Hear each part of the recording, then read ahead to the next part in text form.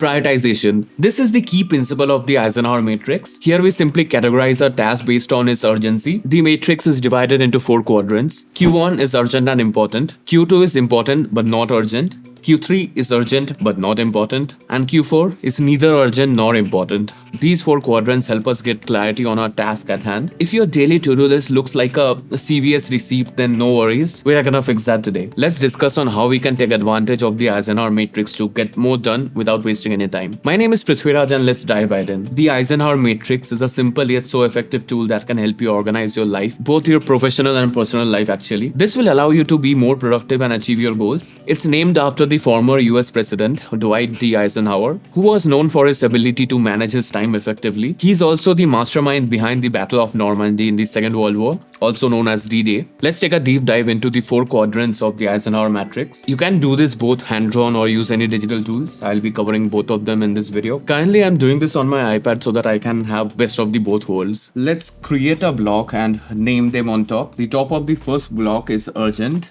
and the next one is not urgent. Similarly, on the other side, let's name them as important and the other one as non-important or not important. So Q1, Q2, Q3 and Q4. As you can see, quadrant 1 is both urgent and important. Hence, all the tasks that we'll be adding in this quadrant is both urgent and important. These are the tasks that require immediate attention and should be completed as soon as possible. Example of tasks in this quadrant include deadlines, emergencies or any critical issues. We are gonna name this as the do it quadrant.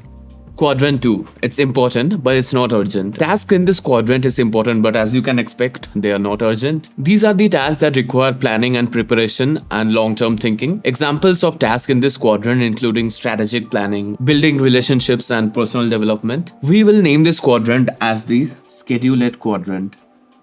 Schedule it. Quadrant 3 is urgent but not important. Task in this quadrant is urgent, but you don't need to do it yourself. Or that is, it might not require your expertise at that moment. These are the tasks you can delegate or you can simply eliminate them. Examples of tasks in this quadrant include unnecessary meetings or maybe your emails or even your household chores that you might be doing. I'll be sharing example of tasks, so don't worry. We are gonna name this one delegated quadrant.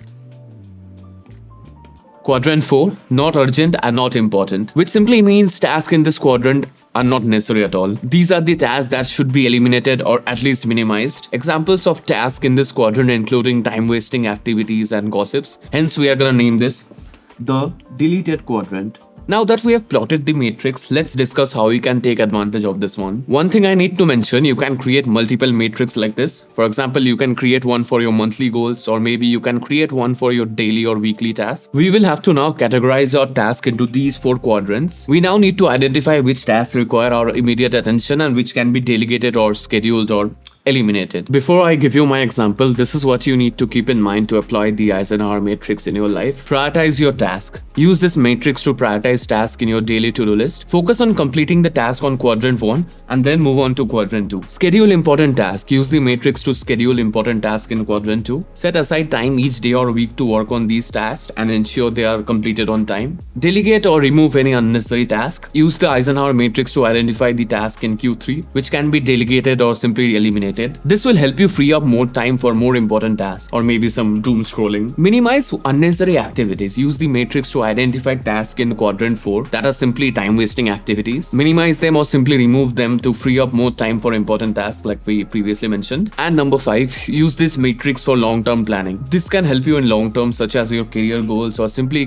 creating a career development plan. Identify the task on quadrant 2 that will help you achieve your goals and schedule time to work on them regularly. Now as an example, I'll be creating my matrix for tomorrow so that you get some ideas on how you can use it. Let's start with Q1, the tasks which have deadlines. I'm currently working on a video where I have to follow Andrew Huberman's morning routine for 7 days. So I need to film the day 3 of that video the first thing tomorrow morning. So that's gonna end up in my first quadrant as it's both important and urgent, as I need to keep filming daily to complete this challenge. And also I need to submit a freelance work tomorrow. I'm currently working on a mixing mastering project of a song for a local band and the due date is tomorrow. So let me write that. Mix the song. And also I'm running short on coffee and that's really important and urgent. I need to buy that, so that goes in Q1 as well. Here's some other examples. Like for example, if you're a parent, then picking up your child from your school fits well in Q1. Unless you are the Harpers. I keep having this nagging feeling that I've forgotten something. Hey, if you forgot it, it probably wasn't all that important. Yeah, I guess.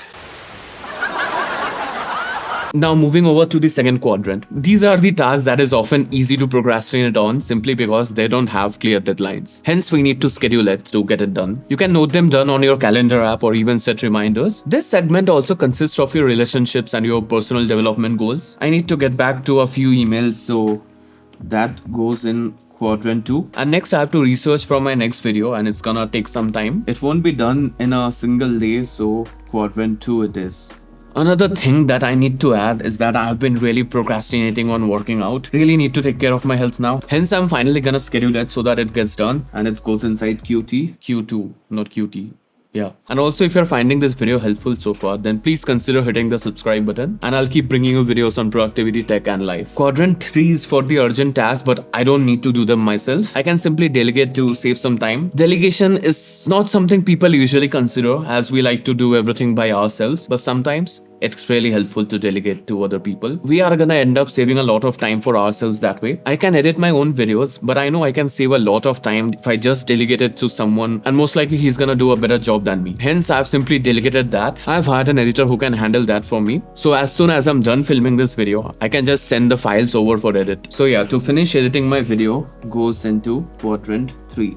Also, my washroom is in a terrible condition. I need to hire someone to clean it because I know very well I'm never gonna do it myself. Similarly, if you have to manage a lot of emails and stuff, you can try hiring someone for that. If you struggle at promotion and stuff for your business, then you can simply contact a marketing agency who can do that for you. Similarly, you can also hire someone to prep your meals, for example. Also, you can automate certain tasks over here which fall under Q3. For example, I have automated my credit card bills. I don't want to take the headache of paying them manually. Hence, I've simply enabled auto debit from my account, and that saves a lot of time and energy. Also, I'm currently investing in a SIP, and that also gets automatically debited from my account. You get the point, right? Whenever there is an option to automate, try doing that. It will help you save a lot of time and energy. Q4 is for all the unnecessary meetings, reply to non-essential emails and ordering junk food. And also, doom scrolling social media. Most of the time the quadrant 4 is gonna be empty for me, as I won't really note anything down. If something needs to be deleted, I will directly delete them from my mind